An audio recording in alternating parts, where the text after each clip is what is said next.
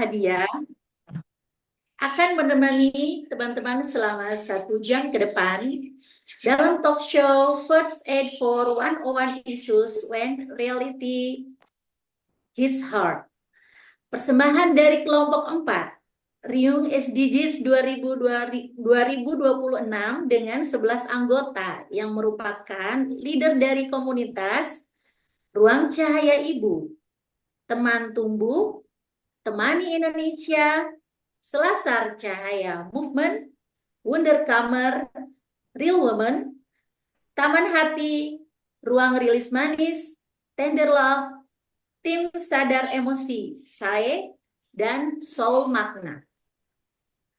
Baik, sebelum kita lanjut ke materi yang pertama, saya akan bacakan dulu tata tertib pada talk show kita hari ini ya. Bergabung di Zoom 10 menit sebelum acara dimulai menggunakan format nama dan domisili.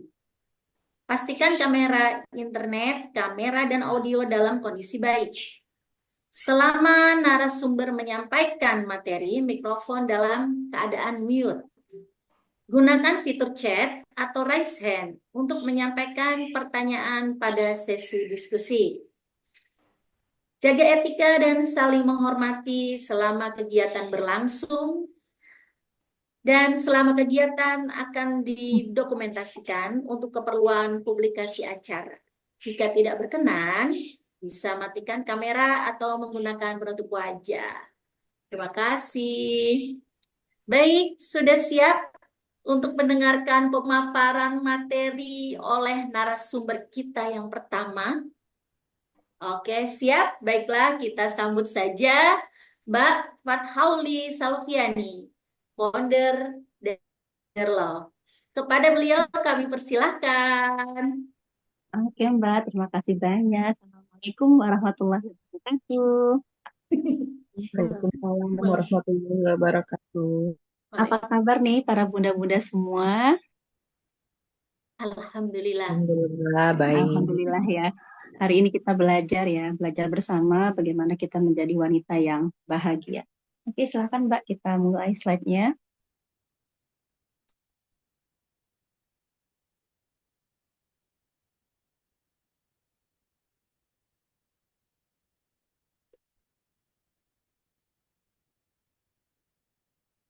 Baik, hari ini kita akan berbicara tentang kesehatan mental dan psikosomatis. Slide selanjutnya. Perkenalkan, nama saya Dr. Fathauli Salviani MKes. Kebetulan saya seorang residen spesialis kedokteran keluarga, saya juga konselor parenting. Sekarang saya bekerja di RSUD Tengku Rapiansia dan residen KKLP di FK Unri. Ini ada beberapa ya teman saya yang bekerja dari Rumah Sakit SIA, terus ada juga yang dari SIA juga. Terima kasih sudah hadir. Ada Mbak yang satu komunitas dulu ya, waktu di Bakti Harmoni. Terima kasih Mbak sudah hadir. Slide.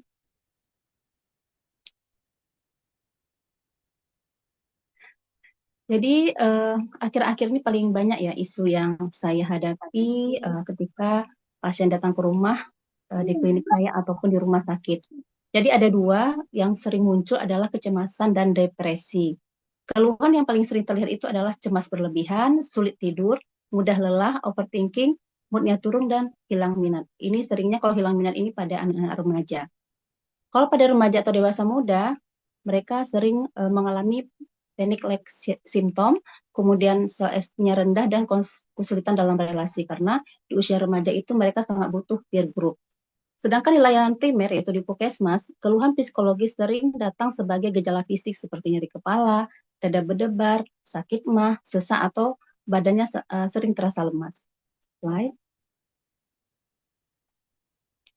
Mengapa isu ini mudah ditemui? Karena kesehatan mental itu dipengaruhi oleh tekanan hidup yang berulang dan keterbukaan masyarakat yang semakin tinggi ya, karena berbagai banyak informasi yang didapatkan sosial media sehingga masyarakat itu lebih mudah sadar, lebih mudah tahu. Sehingga banyak faktor, salah satunya itu tekanan hidup, baik itu dari segi akademik, dari lingkungan kerja, faktor ekonomi, dan faktor keluarga.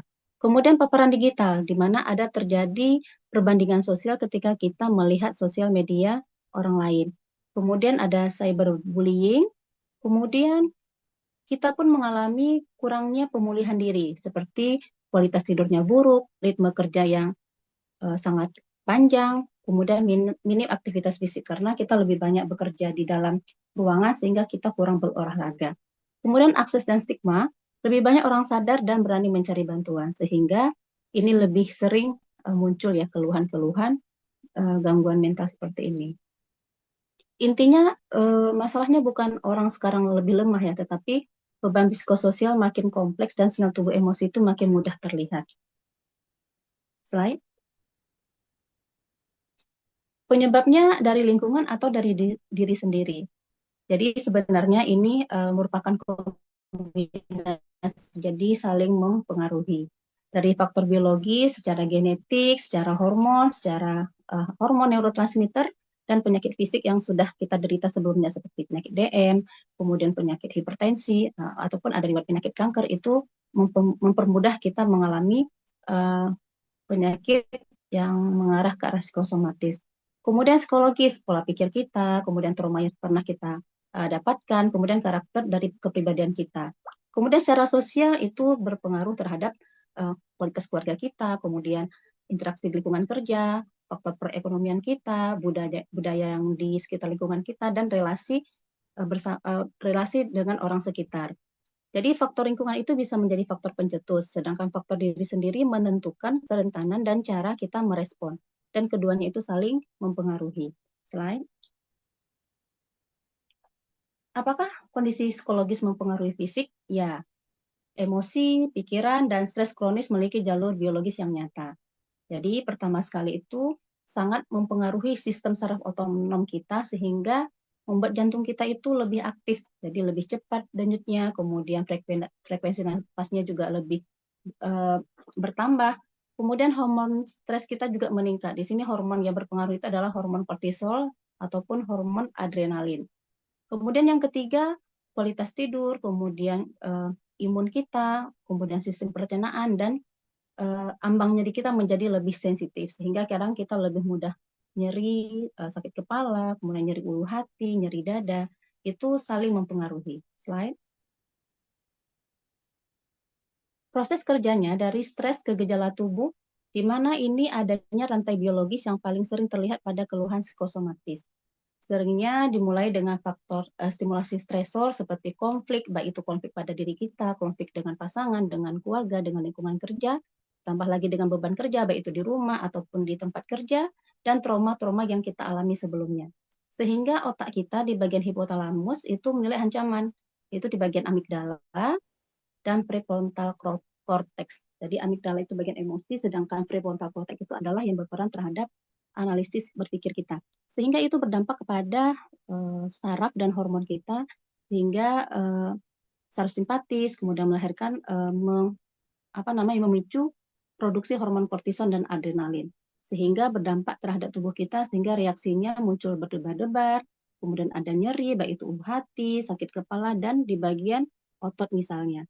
Sehingga kadang ada muncul rasa mual, kemudian ada rasa sesak nafas. Sehingga apabila ini tidak kita atasi, merespon dengan baik terhadap stresor yang kita dapatkan, sehingga itu akan terjadi siklus yang berulang. Sehingga muncul rasa takut dan makin waspada. Sehingga tubuh kita itu dalam kondisi tidak tenang.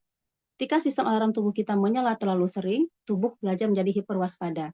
Gejala itu terasa nyata meskipun pemeriksaan fisik kadang normal gitu ya. Jadi pemeriksaan fisik ketika diperiksa sama dokter ataupun dengan pemeriksaan penunjang itu semuanya normal. Tapi si pasiennya sempat komplain juga loh, kenapa normal semua ya dok? Padahal saya itu mengalami keluhan.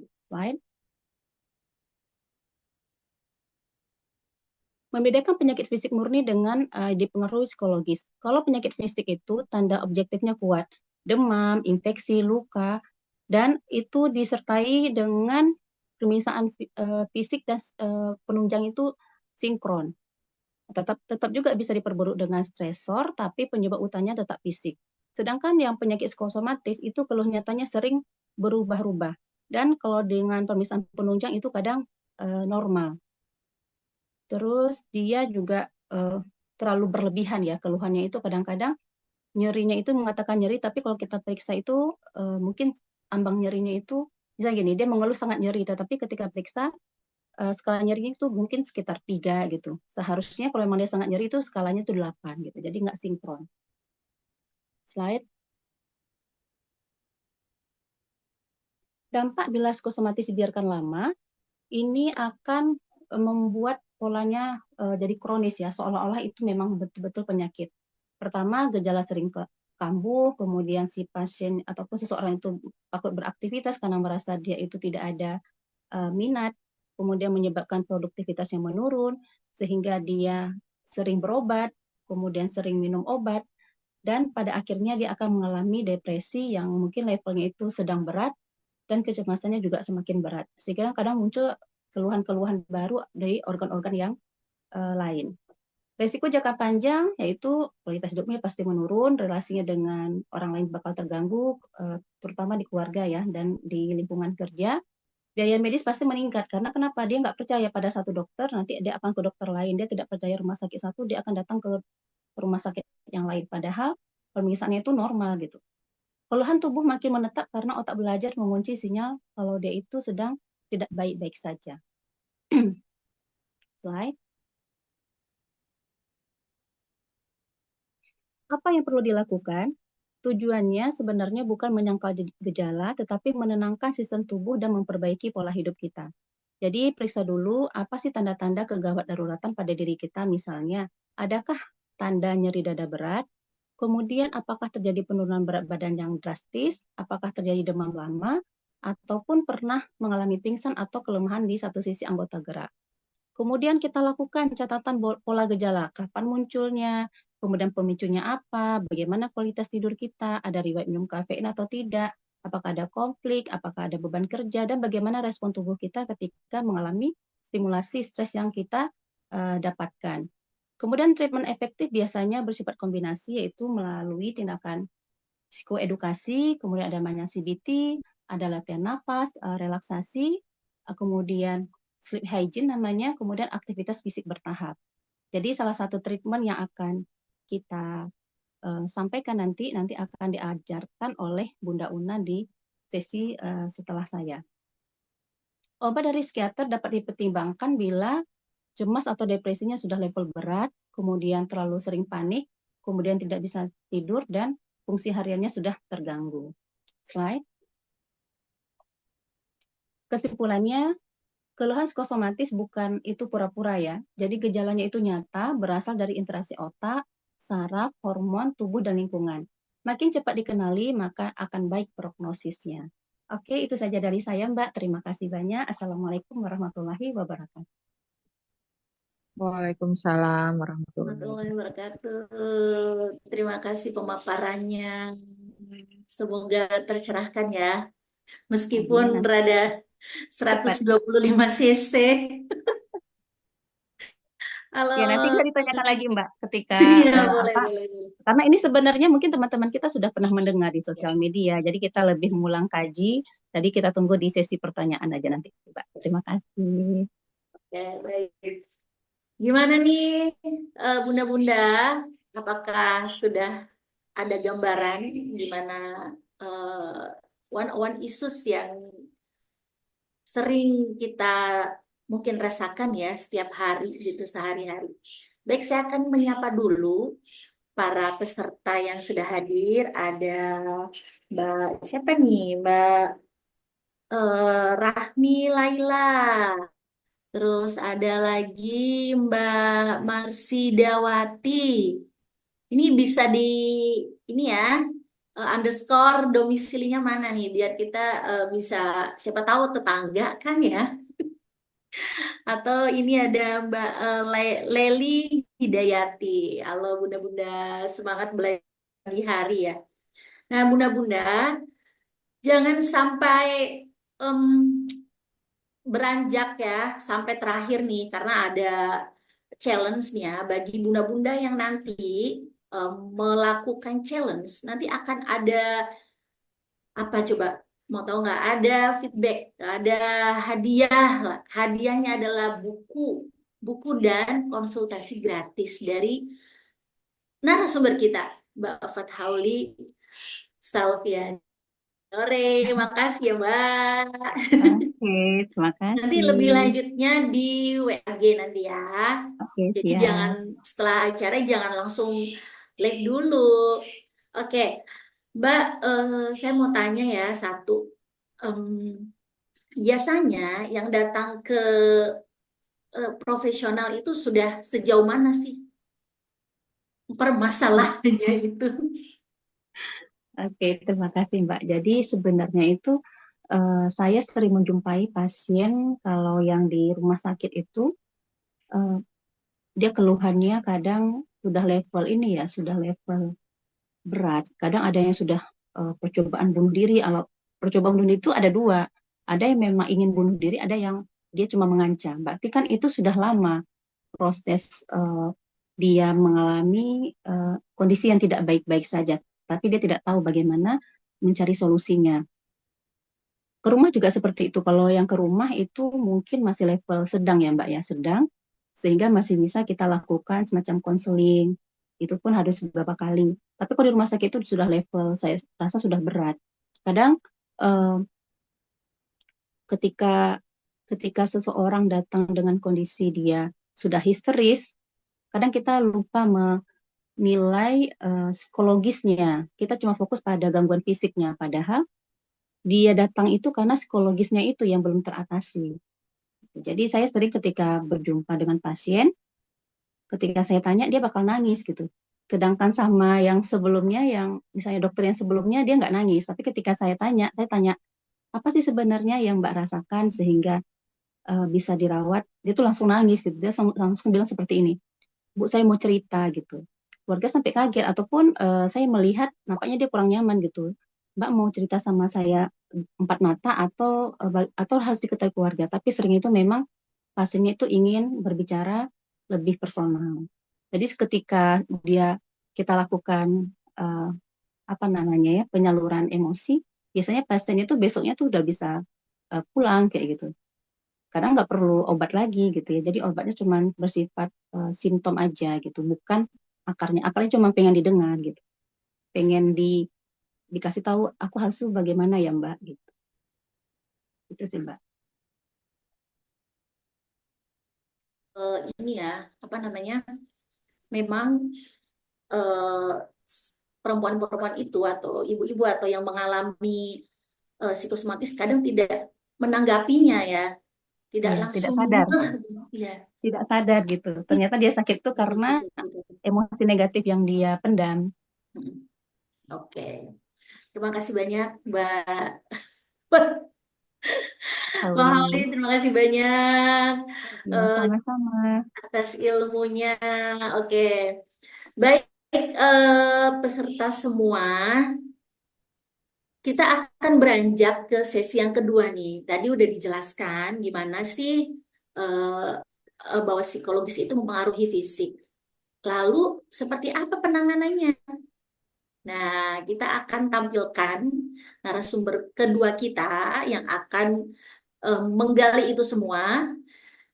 Mbak Rusna Meswari, founder dari Temani Indonesia. Mbak Rusna mana nih? Saya, Halo. kalau Eh, Langsung aja nih Bun, karena banyak banget yang pengen tahu penanganannya seperti apa sih psikosomatis itu, kecemasan itu, pokoknya yang berkaitan dengan emosi-emosi negatif. Mangga Bun. baik, terima kasih banyak, Bunda. Masya Allah, tabarakallah, bismillahirrahmanirrahim. Assalamualaikum warahmatullahi wabarakatuh. Izin saya screen sharing dulu ya, teman-teman semuanya.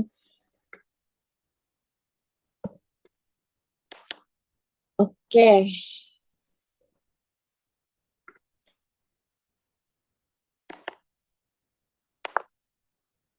Hmm. Bismillah, teman-teman. Tadi tuh udah dijelasin sama dokter Kauli ya. Pasti teman-teman nyimak semuanya itu. Udah detail banget tuh tentang psikosomatis. Jadi apa sih yang mau Bunda sampaikan di sini? Bunda lebih ke praktek mungkin ya. Dan kita juga bakal ngerjain praktek bareng nih. Teman-teman udah siap belum? Kalau udah siap, boleh dibantu sama Buna tanda love dong, boleh nggak?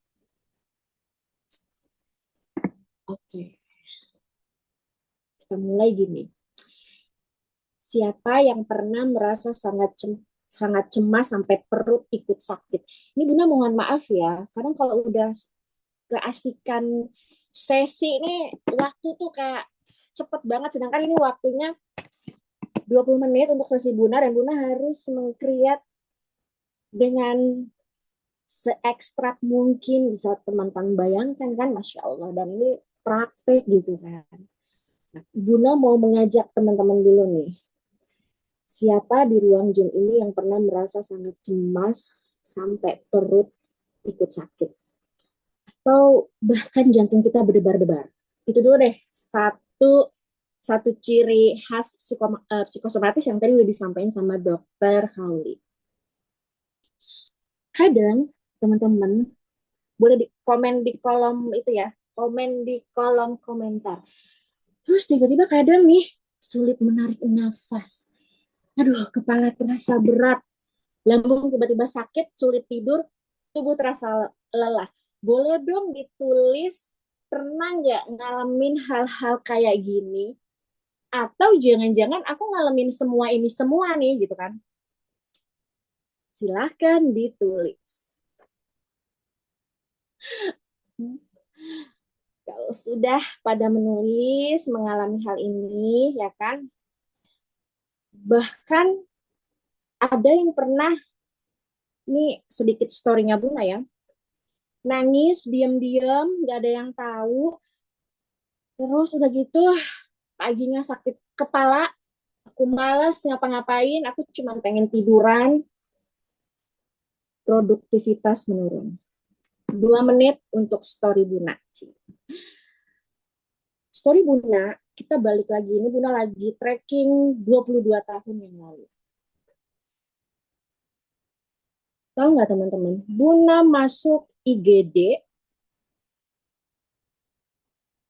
dan mengalami hal yang tadi Buna sebutkan. Pusing, mual, jantung berdebar, udah gitu apa, rasa tertekan, rasa sesak berdebar-debar yang aku nggak ngerti ada apa nih sama aku.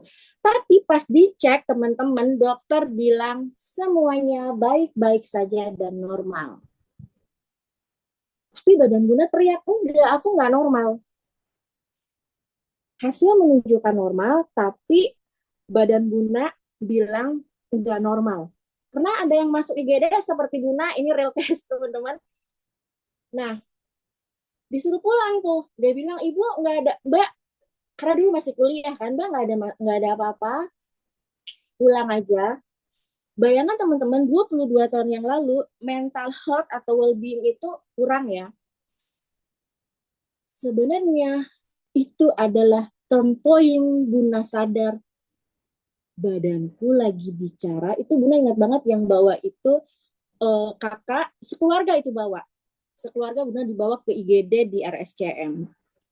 Bukan di RSCM, di Rumah Sakit Tamrin, Rumah Sakit Tamrin di Menteng. Ada yang pernah ke sana di depan RSCM itu? Jadi pas udah dimasuk di sana, teman-teman, itu membuka kesadaran Buna bahwa tubuh aku lagi bicara. Tubuh lagi bicara, ternyata itu ada emosi yang belum selesai, ya sebentar, yang membuat kita itu jadi kayak mood, fight, and flight. Teman-teman mohon maaf ya, ini Buna pakai bahasa Inggris, tapi Buna akan jelasin sama teman-teman pakai bahasa Indonesia. Jadi misalnya di sini tuh otak kita tuh kayak mau berantem, ya kan? Harusnya tuh relax pada saat itu, tapi ternyata moodnya itu amburadul banget. Sebenarnya itu adalah udah dalam posisi yang sangat tertekan, tubuh bicara. Dan waktu itu Buna ingat banget, Buna masuk kamar mandi, nyalain keran, terus nangis. Terus Buna bilang, what's wrong with my life? Kenapa kok aku nangis? Padahal di depan orang banyak itu nggak ada yang salah sama aku, semuanya baik. aku salah satu seorang yang berprestasi, pokoknya tekanannya itu nggak ada yang salah, tapi aku ngerasa salah. Disitulah first thing aku tahu proses bagaimana aku mengenal bicara sama tubuh, dan ternyata itu adalah pertama kalinya Buna mengalami serangan psikosomatis. Itu pun Buna sadari, teman-teman, serangan itu terjadi di tahun, pada saat proses pembelajaran itu, di tahun 2019, Buna tracking lagi. Dan ternyata, first yang Buna lakukan adalah, ini buat teman-teman juga ya, first yang dilakukan adalah find your birth. First itu di sini adalah temukan nafasmu. Tarik nafas perlahan. Setelah tarik nafas perlahan, teman-teman, jadi waktu pas ini Bunda tracking lagi ke puluhan tahun itu, first nangis sambil sesegukan, ya kan, nafas masih menggebu-gebu, tapi ternyata find your breath, tarikan nafas yang pertama ketika air mati itu sudah keluar, itu adalah tarikan nafas pertama yang menyelamatkan, dan ternyata relax. Karena dokter kan bilang nggak ada masalah ya. Bayangin teman-teman zaman 22 tahun yang lalu, kesehatan mental itu nggak ngeblow up banget kan. Makanya kenapa Buna jatuh cinta banget sama yang mau Buna bahas kali ini, salah satu penanganannya. Yang kedua adalah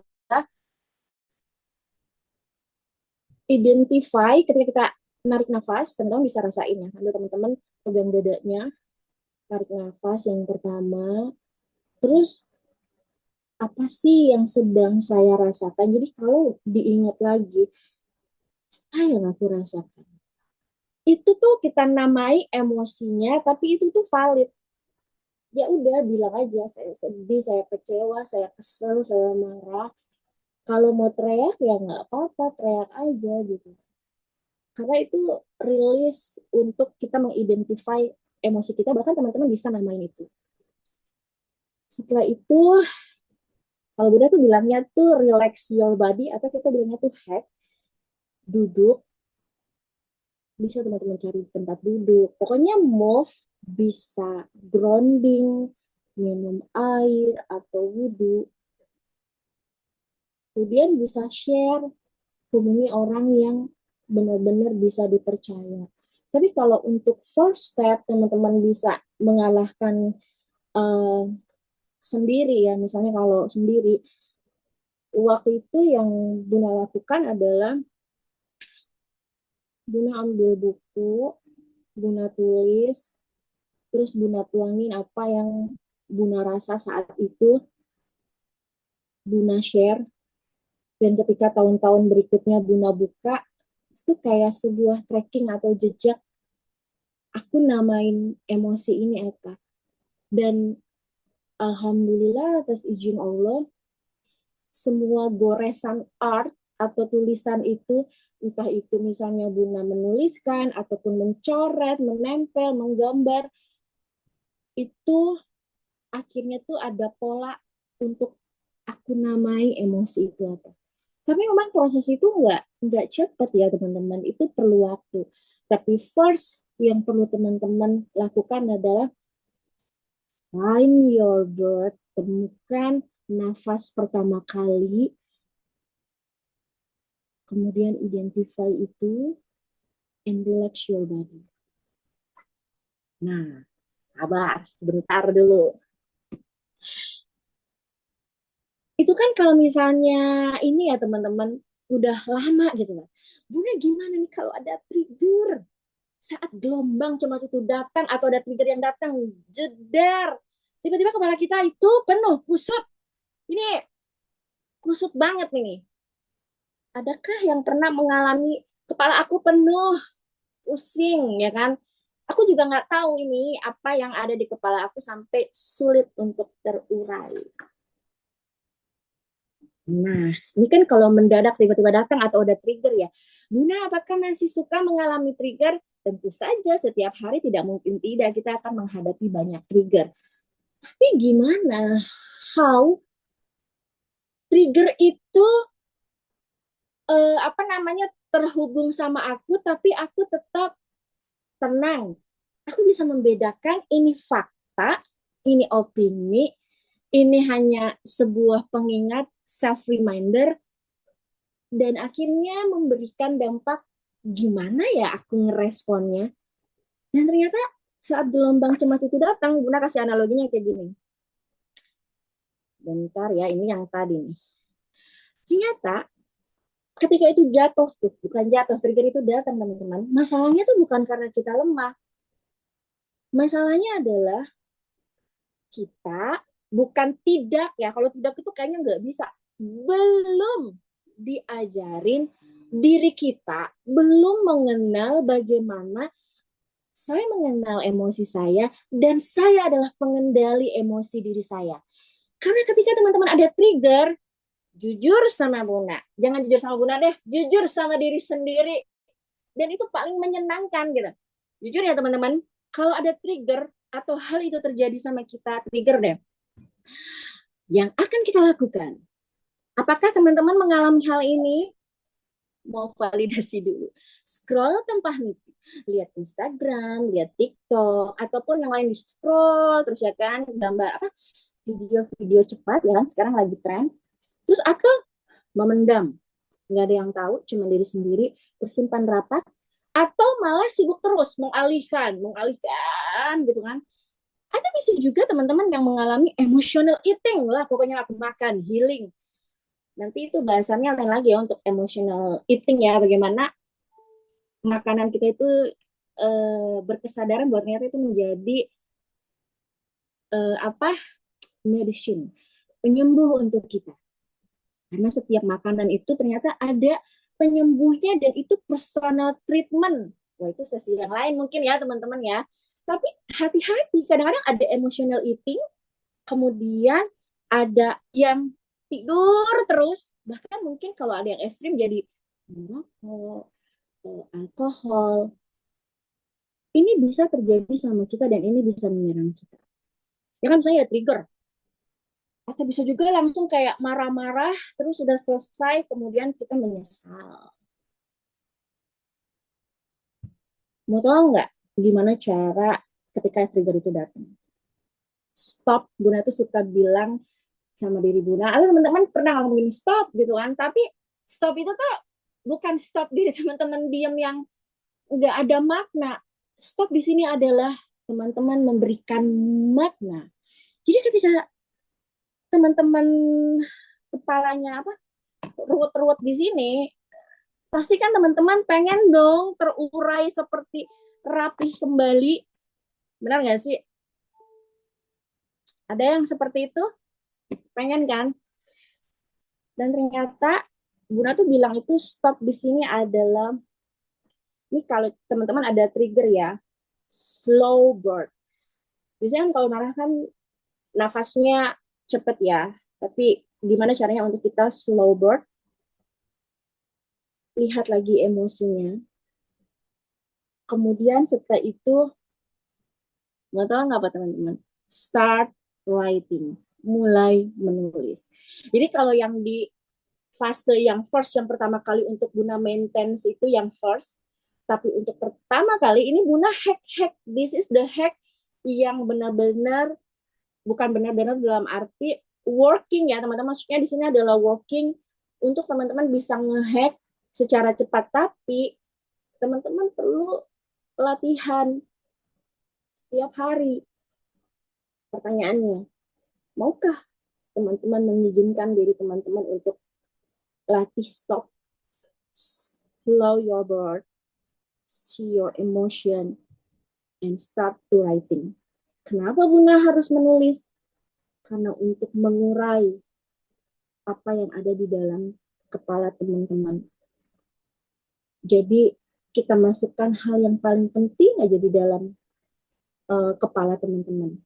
Dan melatihnya untuk tetap kalau sekarang tuh dibilangnya mindfulness. Nah, ini salah satu penanganan yang mau Guna bahas, yaitu kalau tadi kita bilang start writing, artinya bagaimana journaling sebagai emotional first aid. Guna mau nanya di sini, ada yang pernah melakukan bukan Quran, ada yang pernah melakukan journaling sebelumnya?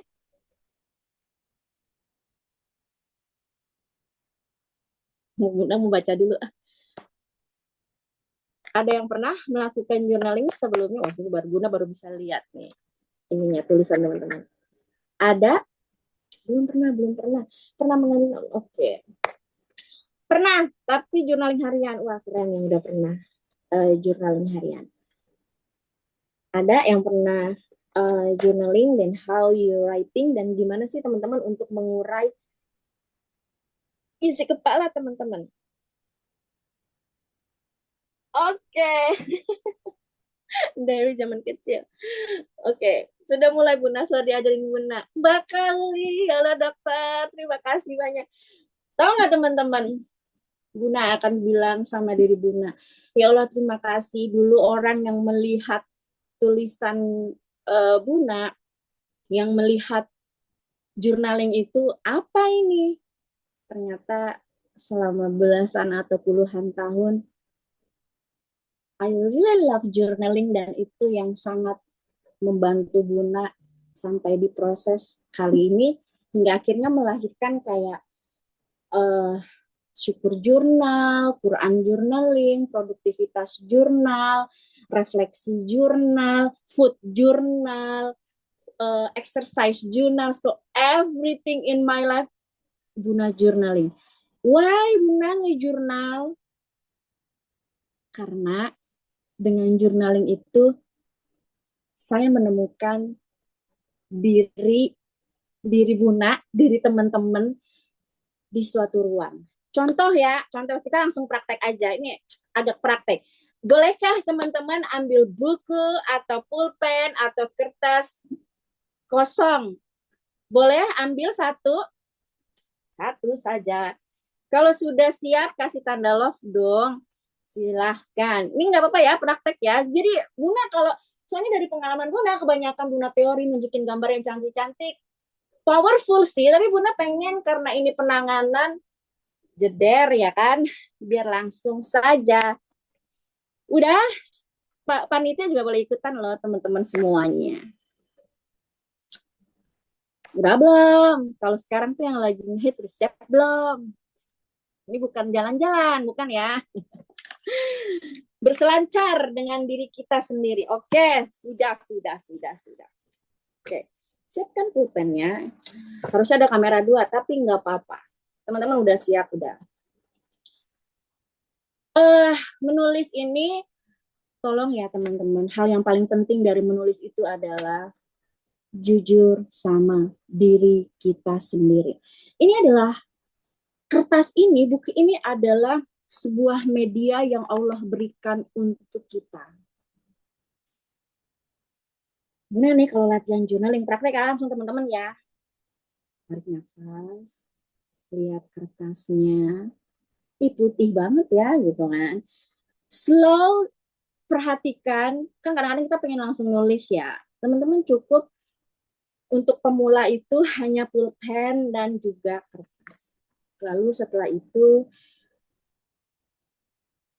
teman-teman jujur sama dirinya, kemudian hadir utuh di situ. Bunda mau nanya, emang teman-teman mau menyiapkan waktu setiap hari 5-10 menit untuk dirinya dengan pulpen dan kertas itu? Bunda mau nanya dulu, teman-teman siap nggak? Kalau teman-teman yang nggak siap, bagaimana nanti selanjutnya? Oke, mau, bener mau. Godaannya banyak loh untuk komitmen 5 menit, 10 menit setiap hari itu. Oke. Nggak ada waktu. Oke, sekarang coba menuliskan di tulisan itu dengan tulus dan jujur. Apakah teman-teman mengizinkan diri teman-teman untuk mencintai diri teman-teman selama 5-10 menit? Kalau siap, sok atau ditulis komitmen apa yang mau teman-teman lakukan dengan kertas dan pulpen itu untuk mengizinkan diri teman-teman 5-10 menit. Apakah Buna, prom itu kalau dalam jurnal adalah petunjuk atau kata kunci kali ya, yang Buna sampaikan mudah untuk dipahami teman-teman? Waktu sudah bergulir, Buna berdebar-debar. 2 menit aja. Silahkan tuangkan, apakah aku jujur sama diriku dan aku mau menyediakan waktu 5-10 menit untuk mencintai diriku dengan kertas dan pulpen ini. Silakan. Udah?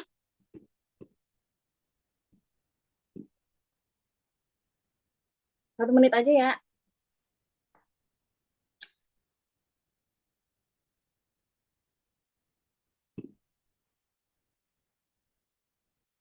Uh, 1 menit lagi ya. Itu aja dikejar-kejar waktu. Nggak enak kan kejar-kejar waktu. Coba kalau teman-teman. Betul, Mbak, sahabat ibu pembelajar. Sebenarnya ada 2 cara metode journaling. Yang pertama dengan digital, yang kedua dengan konvensional. Tapi selama Bunda mempraktekannya, hal yang paling powerful adalah dengan cara konvensional. Bunda siapin buku, Bunda siapin pulpen. Tapi kalau teman-teman punya iPad yang bisa kinestetik, yang apa, kinematik gitu, bisa juga. Itu 2 opsi. Tapi kalau Bunda pernah mencoba dua-duanya, tetap aja balik lagi ke konvensional ya. Otak Bunda tuh lebih menerima itu, teman-teman.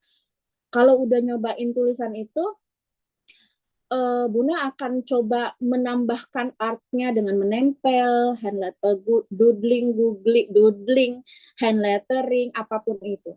Dan satu hal ya teman-teman, kenapa Bunda bilang teman-teman perlu jujur sama diri teman-teman. Karena salah satu solusi penyembuhan dan sayang sama diri kita adalah kita jujur sama diri kita. Dan buat Buna, journaling itu adalah sebuah media yang paling jujur, yang tidak pernah menghakimi diri kita, yang sebenarnya dialah media yang tahu isi kepala dan hati kita. Benar apa enggak? Dan ada satu rahasia penting teman-teman. Aktivitas journaling itu ternyata bisa mempengaruhi micro neuro action. Dan itu ada penelitiannya. Dan kenapa Buna fokus di situ? Oke, sudah habis.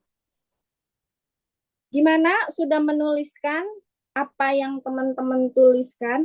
Biasanya kalau udah jujur sama diri sendiri, itu akan keasikan menuliskan. Dan ketika teman-teman bilang, Buna aku bingung mau nulis apa, ya tulis aja. Aku bingung mau nulis apa.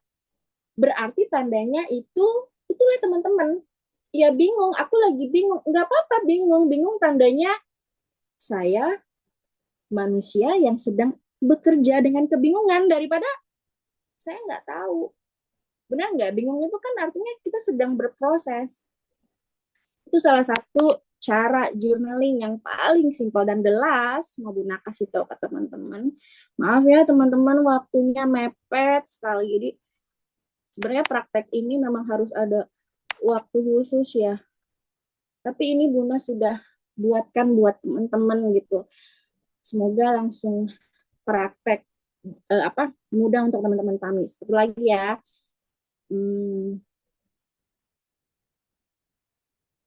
Gini teman-teman.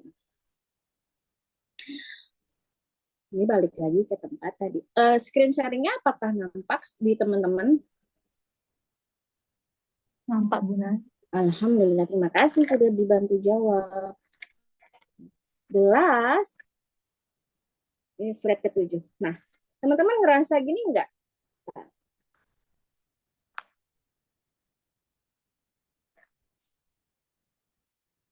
Dengan journaling itu adalah aktivitasnya ya teman-teman, aktivitas menulis atau menguraikan apa pikiran teman-teman ke media buku atau kertas itu tadi.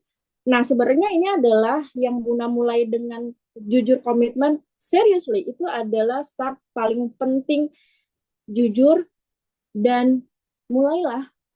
Sehingga kita akan mengenali diri kita, mengenali emosi kita, membedakan fakta apa emosi. Yang tadi Buna bilang kan, teman-teman isinya masih bingung kak, apa aku yakin gak sih aku bisa menjalani ini? Itu teman-teman gitu. Dan kenapa Buna bilang perlu waktu? Karena untuk memberi ruang agar pikiran kita tidak terus berputar, teman-teman. Yang perlu kita ketahui, key elemen dari aktivitas journaling itu ya, journaling tidak mengubah kenyataan. Journaling itu adalah sebuah metode bagaimana mengubah cara kita menghadapi kenyataan dan respon kita. Dan yang pastinya teman-teman ya, ini jelas sih sebenarnya. Dari pengalaman Buna, kita hidup di dunia yang mengajarkan kita menjadi kuat. Tetapi kita kuat bukan berarti kita tidak pernah menangis. Kuat adalah kita berani berkata jujur, aku sedang tidak baik-baik saja, lalu memberikan ruang bagi diri untuk pulih. Dan last, teman-teman, journaling adalah sebuah proses self-care dengan menyiram tanaman, proses self-care teman-teman, dan self-love-nya adalah memberikan keyakinan bahwa proses ini berharga sehingga layak untuk teman-teman lakukan setiap hari. Kalau teman-teman mau, nanti kan tadi kalau Dokter Kauli ngasih bonus apa sesi apa tadi tuh lupa aku. Nah, Konseling Bunda sama ya, buku. konseling sama buku. Mungkin kalau misalnya teman-teman mau nanti siap untuk tantangan, insya Allah Buna pengen banget kasih lebih deep gimana sih Buna journaling yang Buna kerjain setiap hari, udah ngerjain journaling apa aja. Nanti Buna kasih, tapi kalau teman-teman mau menjalankan tantangan yang akan dikasih tahu. Yang akan dikasih tahu next-nya. Mungkin itu Bunda.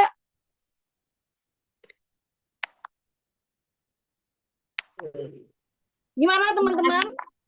Terima kasih, Buna. Daging banget ya materinya nih.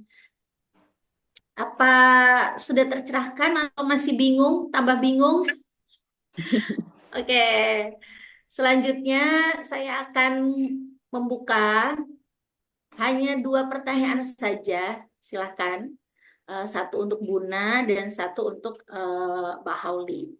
Mangga, teman-teman bisa raise hand atau kalau tidak memungkinkan tulis di kolom chat. Ayo, ada yang ingin ditanyakan kah? 10.000 orang. Ayo, belum ada nih. Atau masih malu-malu? Sudah Ada yang itu Mbak Dea? Ayo, boleh Mbak Dia, silahkan. Assalamualaikum warahmatullahi wabarakatuh. Waalaikumsalam warahmatullahi wabarakatuh. Maaf sebelumnya belum bisa untuk on cam, soalnya masih nyuapin anak. Ini saya mau tanya, tadi kan kata Buna, apa untuk metode journaling itu ada beberapa. Nah, kondisi saya saat ini tuh mengalami depresi dan lagi pengobatan ke psikiater. Jujur, lagi di tahap malesnya nauzubillah. Nah, untuk journaling itu tuh benar-benar tadi sih aku udah ikutan journaling ya. Udah nulisin beberapa step-step. Tapi itu tuh gak mudah dan mungkin akan susah untuk konsisten. Journaling seperti apa yang cocok untuk uh, aku yang lagi depresi di tahap males-malesnya kayak gitu. Terima kasih Buna.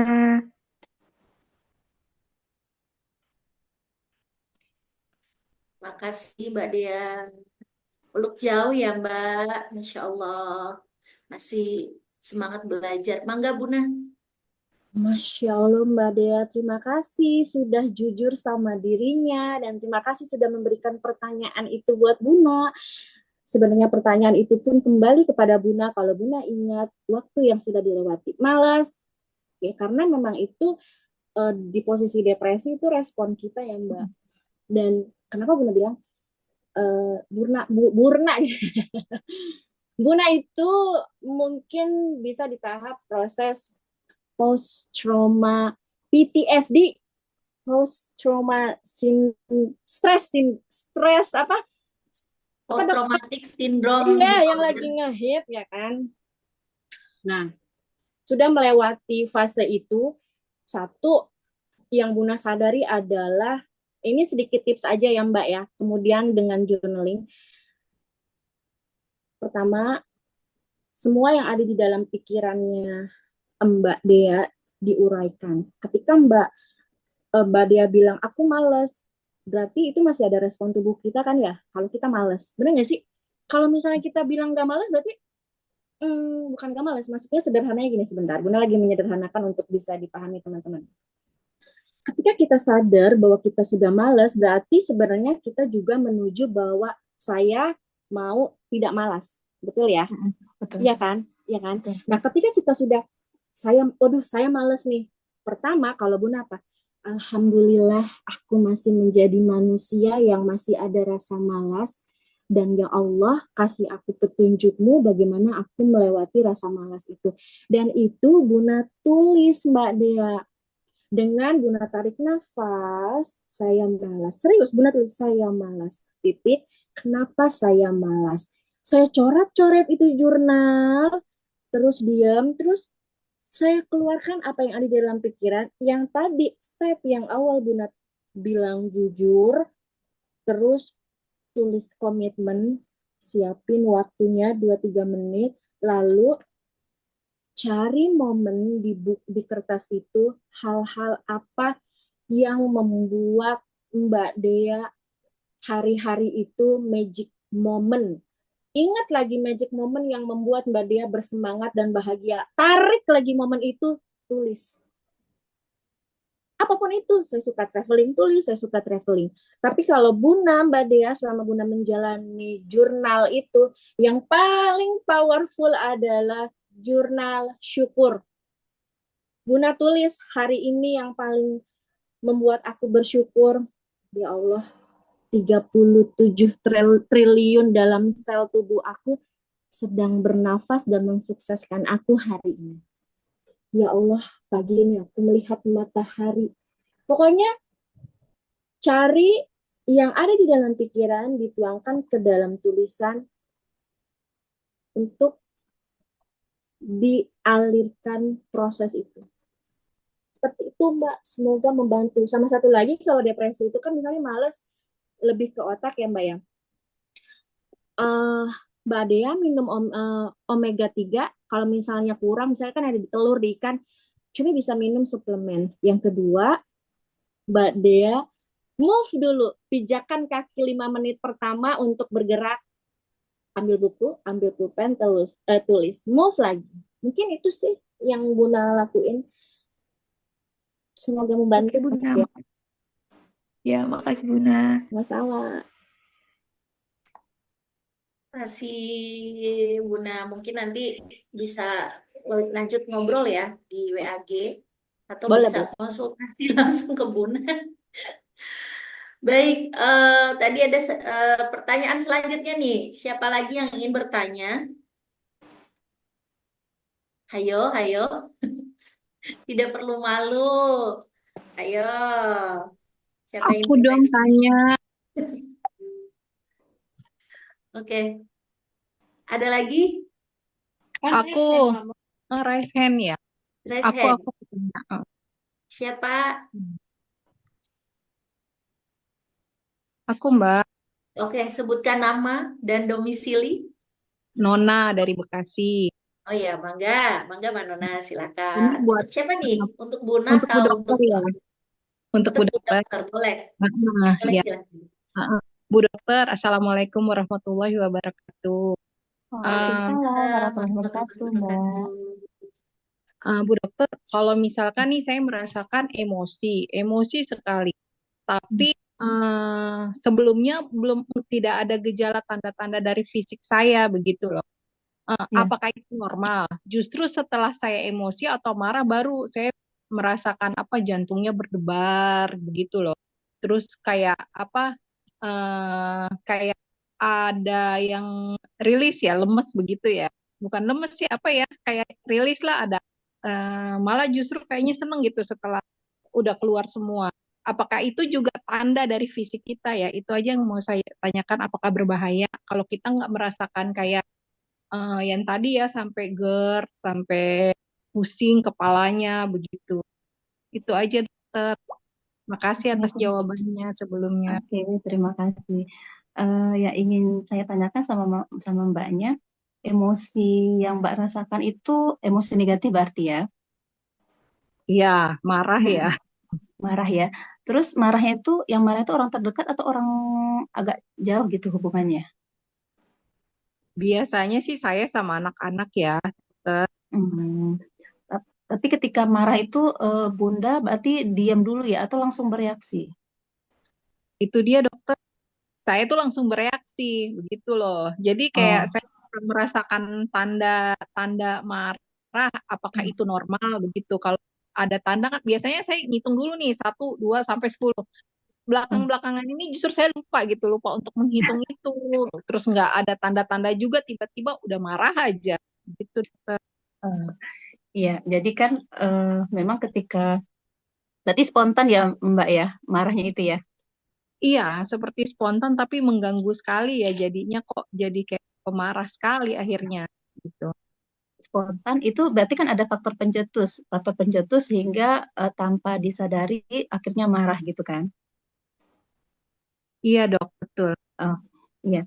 Jadi seringnya itu kalau misalnya kita, tadi kan Mbak juga udah tahu kan kalau ada jeda, misalnya ada ilmu jeda ketika ngitung 1 sampai 10 itu berarti kan kita belajar menjeda diri gitu. Tapi akhir-akhir ini Mbak kan lupa melakukan itu. Akhirnya reaktif reaktif ketika ada stimulasi yang membuat emosi negatif kita itu muncul. Seringnya itu kan kita marah ya sama anak-anak orang terdekat.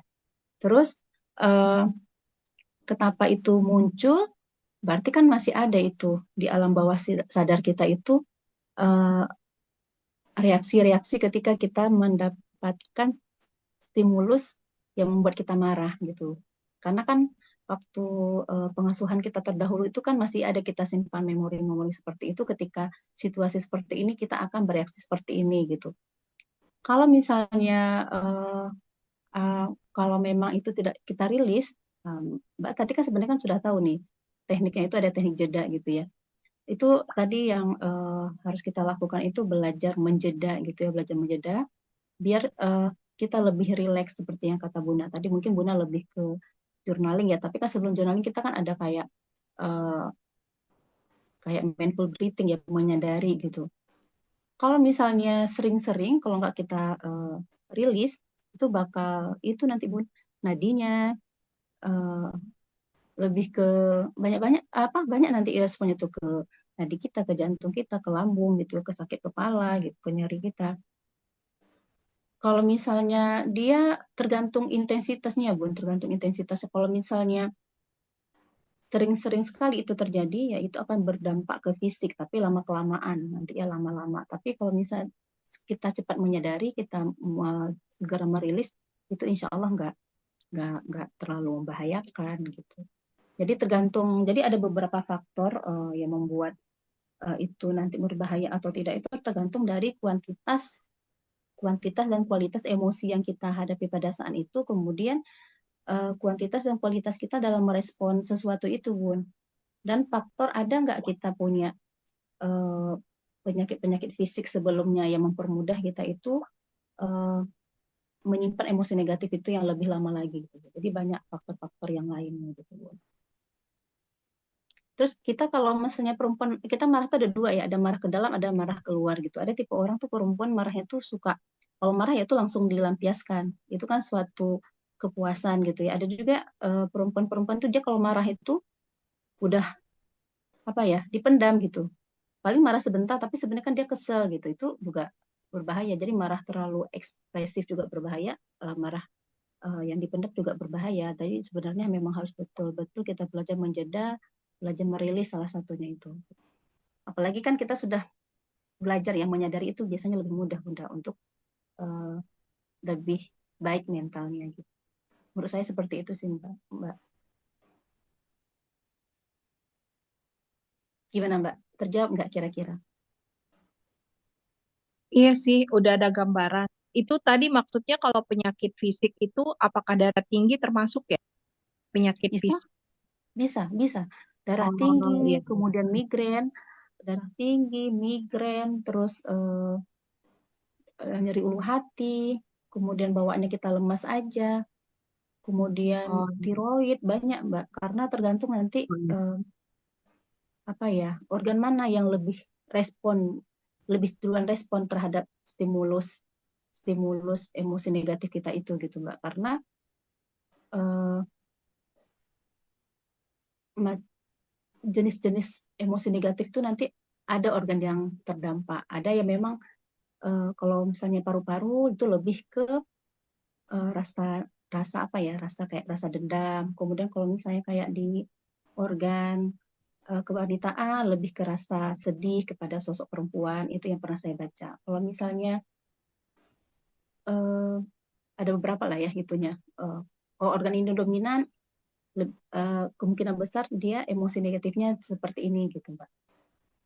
Tapi kan Oh, itu ada kena ke organ itu hubungan. kalau misalnya dia kayak tadi yang kita bahas itu, dia kalau misalnya sudah kronis, sudah lama, dipendam gitu Mbak, dirilis. Tapi kalau misalnya kita kayak tadi kan Mbak tahu sadar, terus karena kita udah pernah belajar kita rilis, berusaha merilis walaupun nggak total tuntas ya, tapi kan kita sudah berikhtiar gitu. Itu biasanya uh, kalau kena ke organ itu ya mungkin agak kecil lah ya, level itu masih kecil, mungkin nggak perlu dengan obat, masih butuh apa, bisa kita lakukan dengan self healing kayak seperti kata Buna tadi, dengan journaling itu masih bisa. Tapi kalau udah level sedang berat kita harus bantu obat dengan psikiater. Tapi kalau misalnya kita minum obat psikiater tapi kita nggak tahu akar masalah emosi negatif kita apa, ya kita nggak sembuh juga Mbak. Iya, dokter. Terima kasih, dokter. Sama-sama. Gimana Mbak Nona? Semoga tercerahkan ya dengan jawaban Mbak Hauli. Iya, iya, iya. Terima kasih banyak Bunda ya. Alhamdulillah. Ya, alhamdulillah ya tercerahkan. Itu masih ada Mbak yang Baik, bertanya? baik. Ini sepertinya ya waktunya semakin melorot, tapi barangkali nanti bisa dilanjutkan di WAG, maka jangan kabur dulu, jangan live dulu. Pokoknya nanti ada challenge juga di sana akan diberitahukan. Baik, sepertinya kita akan sudahi talk show kita Mbak, kita ini. ada satu lagi boleh Mbak? Ini saya jawab aja Boleh. singkat aja. Oke, oke, Jadi ada oke. yang Satu bertanya, lagi ini boleh. kebetulan ini ya saya kenal juga ini sama Mbaknya. Jadi katanya Bu Dokter, kalau kita lagi bermasalah dengan suami tapi tidak mau bertengkar, akhirnya hanya diam saja. Kalau sekarang di hati nggak ada rasa emosi, lebih membiarkan tapi sekarang jadi sering bidura. Apakah itu salah efek emosi yang tidak tersalurkan? Benar. Itu salah satu efek dari emosi yang kita pendam. Jadi kita kayak melakukan silent treatment gitu ya. Karena kita punya keterbatasan menyampaikan apa yang kita rasakan kepada pasangan kita gitu. Karena kita merasa nampaknya suami juga nggak mengerti tentang kondisi kita. Ya mungkin salah satu nanti tekniknya Bunda yang seperti diajarkan Bunda tadi, meluapkan segala apapun yang kita pikirkan, yang kita rasakan lewat journaling gitu ya. Itu Bunda. Nanti untuk lebih lanjutnya kita sharing lagi ya Bunda. Terima kasih. Itu saja Mbak, biar Bundanya tercerahkan. Terima kasih.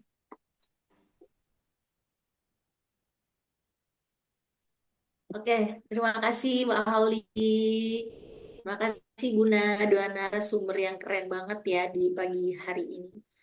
Baik, sepertinya waktu sudah melorot dan mungkin sudah terlampaui.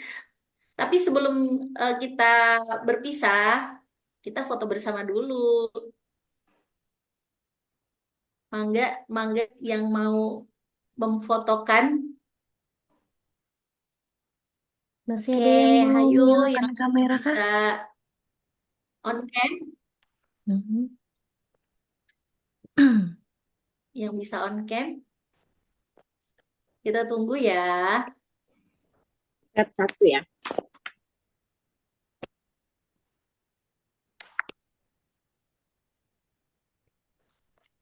Oke. Mbak Halida siap? Oke, aku coba hitung ya, teman-teman. Silakan gaya terbaiknya. Mungkin 3 dulu, nanti kita tambah satu lagi. 1, 2, 3. 1, 2, 3, ganti gaya. 1, 2, 3. Oke, gayanya boleh lebih heboh lagi. Heboh lagi. Boleh lebih rilis lagi ya. Udah tahu nih ilmunya berkenaan sama first aid yang tadi udah disampaikan. Oke. Dalam hitungan kelima ya, boleh disiapkan gaya yang paling cute. Mungkin Mbak Andin mau ngasih gaya, oh gini ya. Jadi ada love tapi disimpan di bawah. Oke. Dalam hitungan kelima ya. 5, 4, 3, 2, 1. Oke. Nanti insya Allah disampaikan juga di grup untuk foto-fotonya. Terima kasih Mbak Halida. Sama. Baiklah, eh, sebenarnya nggak pengen berpisah ya, karena mungkin masih banyak pertanyaan lagi, tapi kita pindah di WAG saja ya. Terima kasih atas kehadiran para peserta. Semoga ilmu kita hari ini bisa membawa kebermanfaatan untuk diri kita sendiri dan untuk orang-orang di sekitar kita. Sampai jumpa di Riung SDGs tahun depan. Assalamualaikum warahmatullahi wabarakatuh. Bye. Assalamualaikum warahmatullahi wabarakatuh. Makasih. Terima kasih pesertanya.